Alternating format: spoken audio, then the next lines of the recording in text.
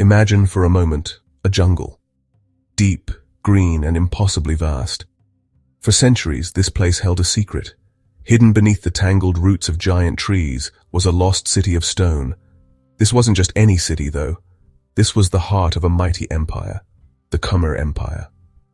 For over 600 years, from the dawn of the 9th century to the middle of the 15th, it dominated Southeast Asia. Its lands stretched across what we now know as Cambodia, and even reached into parts of Thailand, Laos, and Vietnam. It was a civilization of immense power, wealth, and honestly breathtaking ambition.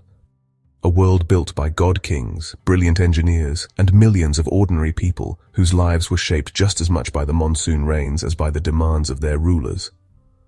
The story of the Khmer is a grand epic, etched in sandstone and watered by the great Mekong River. It's a tale of how a collection of smaller kingdoms was forged into a single powerful state. It's about the construction of some of the most astonishing religious monuments the world has ever seen. Chief among them, the magnificent Angkor Wat. But like all great empires, the Khmer story is also one of conflict and collapse. It's a cautionary tale of how even the strongest foundations can crumble. The fall of Angkor wasn't a single event, but a slow, painful decline that saw its grand avenues fall silent and its magnificent temples surrendered to the relentless embrace of the jungle, waiting patiently for centuries to be rediscovered. So how did this extraordinary civilization rise from the humid plains of Southeast Asia? Our story begins around the year 800 CE. At this time, the land of Cambodia was a patchwork of competing city-states, often under the thumb of the powerful Splendour Kingdom from Java, an island far to the south. It was a fractured world, really lacking a central authority. But change was coming. A Khmer prince, who had spent time in the Javanese court, maybe as a guest, maybe as a hostage, returned to his homeland. His name was Jayavarman II. He was a man with immense ambition and a clear revolutionary idea. He didn't just want to rule a single city. He wanted to unite all the Khmer people under a single banner, free from foreign domination. Jayavarman II was a brilliant strategist and a charismatic leader. He moved his capital several times, a clever tactic to consolidate power and establish his authority over different regions. But military and political power were not enough. He needed something more, something that would elevate him above all other princes and chieftains. He needed a divine mandate, a justification for his absolute rule that no one could question, and he found it in a dramatic and powerful ceremony. In the year 802 CE, on the sacred plateau of Phnom Kulen, Jayavarman II conducted a special ritual. Under the guidance of a Brahmin priest, he declared himself the Chakravartin, the universal ruler. More importantly, he was proclaimed the Devaraja, or God King. This wasn't just a fancy title, it was a profound political and religious statement. It meant he was the earthly representative of the Hindu god Shiva, a living link between the heavens and the earth. This masterstroke of political theatre broke the bonds of servitude to Java and established a new, uniquely Khmer source of legitimate power. The Devaraja cult became the central pillar of the Khmer Empire for centuries to come. The founding act of Jayavarman II on that mountain in 802 CE was the moment the Khmer Empire was truly born. It set the stage for everything that followed. The grand ambitions, the architectural marvels, and the absolute power of the kings who would build Angkor. Following the foundation laid by Jayavarman II, the heart of the Khmer Empire eventually shifted to the vast, fertile plain north of the Tonle Sap Lake. Here, his successors began to build, and honestly, just keep building. What emerged was not just a city, but a sprawling urban complex we now call Angkor. For over 400 years, from the 9th to the 13th centuries, this was the epicenter of Khmer power. At its peak, Greater Angkor was the largest pre-industrial urban center in the world, covering an area of nearly 1,000 square kilometers, roughly the size of modern-day Los Angeles. It was a bustling metropolis, home to perhaps as many as 1 million people. The kings of Angkor were driven by a divine imperative to build. Each new monarch sought to outdo his predecessor, constructing ever more magnificent temple mountains to honor the gods and solidify their own legacy. The crown jewel of this incredible city is, of course, Angkor Wat. Built in the early 12th century by King Suryavarman II, it is the largest religious monument on the planet. It is a masterpiece of symmetry, symbolism, and engineering. Dedicated to the Hindu god Vishnu, it breaks from the tradition of honoring Shiva and faces west, a direction associated with death, leading some to believe it was also intended as the king's mausoleum. Its 5 iconic towers mimic the peaks of Mount Meru, and its vast moat represents the cosmic ocean. The walls are covered in nearly a kilometer of intricate bas-relief carvings, depicting epic tales from Hindu mythology and glorious scenes from Suryavarman's own reign. Building on this scale required an astonishing mobilization of resources. Tens of thousands of laborers, skilled artisans, and sculptors were needed. Sandstone blocks were quarried from mountains dozens of kilometers away and floated down rivers and canals to the construction site. The precision of the stonework is remarkable, with blocks fitting together perfectly without mortar. The city of Angkor was a divine blueprint made real, a physical manifestation of the Khmer cosmos on Earth. It was designed to impress, to inspire awe, and to declare to the world that here in the heart of Cambodia lived the gods themselves, in the form of their chosen kings. While the stone temples of the god kings have endured, the daily lives of the million or so people who inhabited the Khmer Empire were far more fleeting. Their homes, markets, and workshops were built of wood and thatch, materials that have long since vanished into the soil. Yet through the detailed carvings on temple walls and ancient inscriptions, we can piece together a vibrant picture of Khmer society. It was a highly structured and hierarchical world, with the Devaraja, the god king, at the absolute pinnacle. Below him were the elites, priests, high-ranking officials, military commanders, and members of the royal family, who enjoyed immense wealth and privilege. The vast majority of the population, however, were farmers, laborers, soldiers, and artisans. Rice was the foundation of the empire's economy and the people's diet, cultivated in sprawling paddy fields, irrigated by the ingenious water management system. Religion was woven into the very fabric of daily existence. Initially, the dominant faith among the elite was Hinduism, primarily the worship of Shiva and Vishnu, which had arrived from India centuries earlier.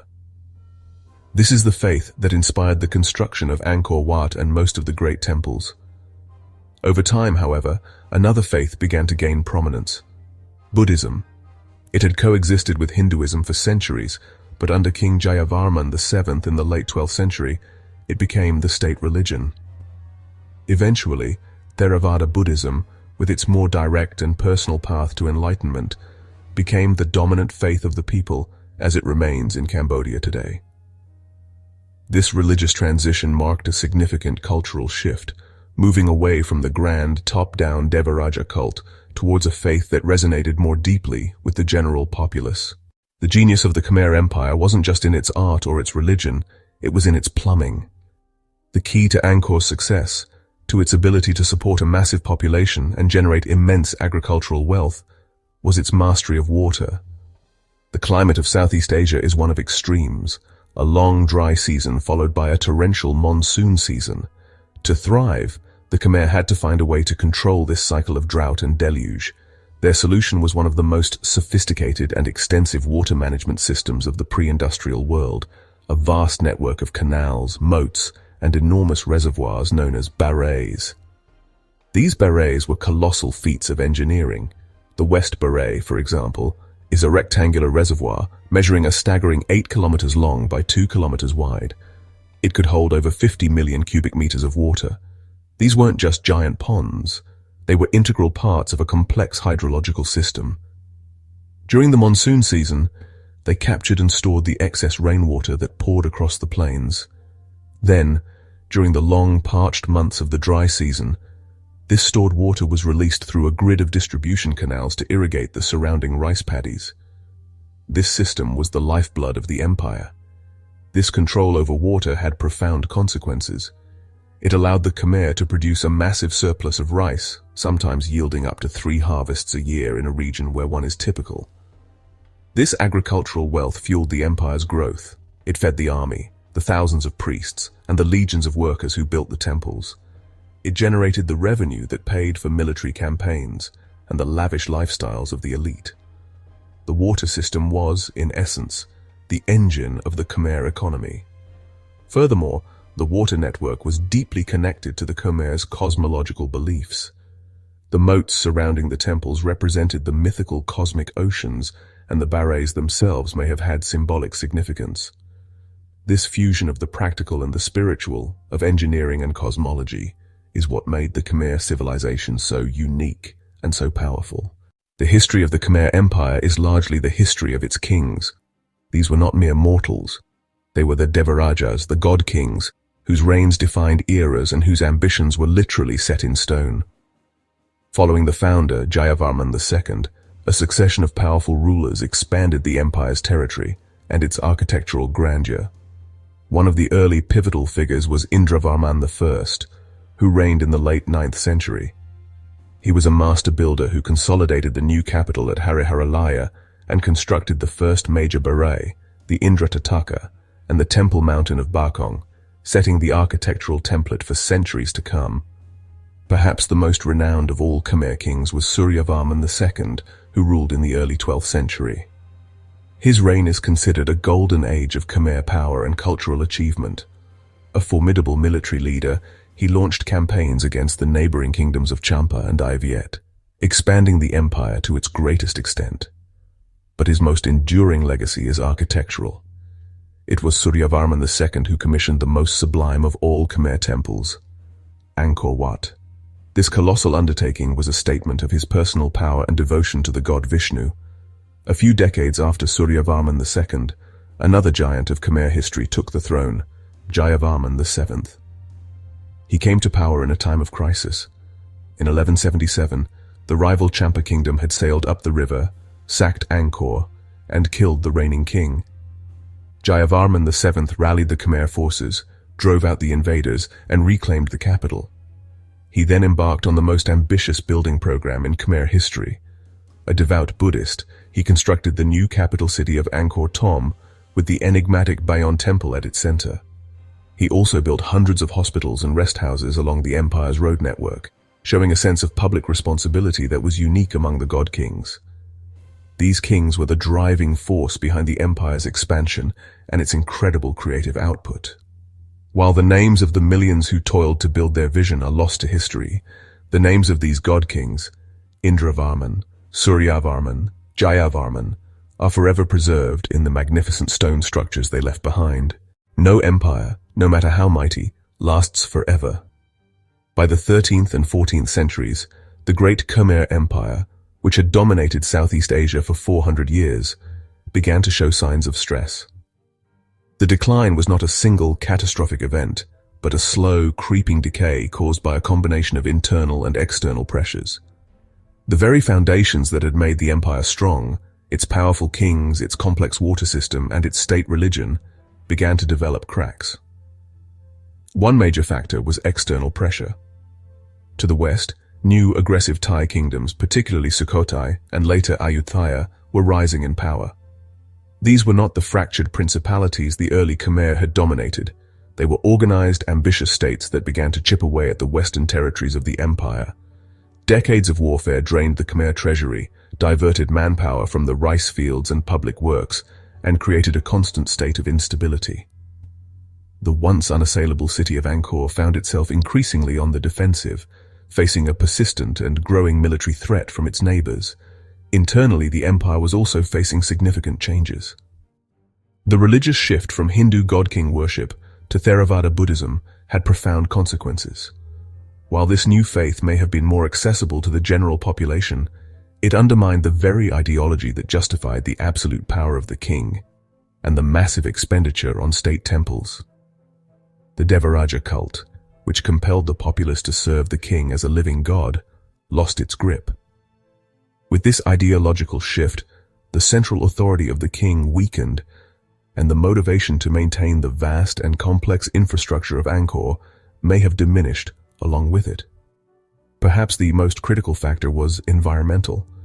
New climate studies suggest that the region was hit by prolonged and severe droughts in the mid-14th and early 15th centuries, followed by periods of intense monsoons. The sophisticated water management system, designed for a stable climate, may have been unable to cope with these wild fluctuations. The canals could have become clogged with sediment during floods, and the Great Berets may have run dry during the droughts. This would have led to crop failures, famine, and social unrest, severely weakening the economic backbone of the empire and making it vulnerable to both internal collapse and external attack.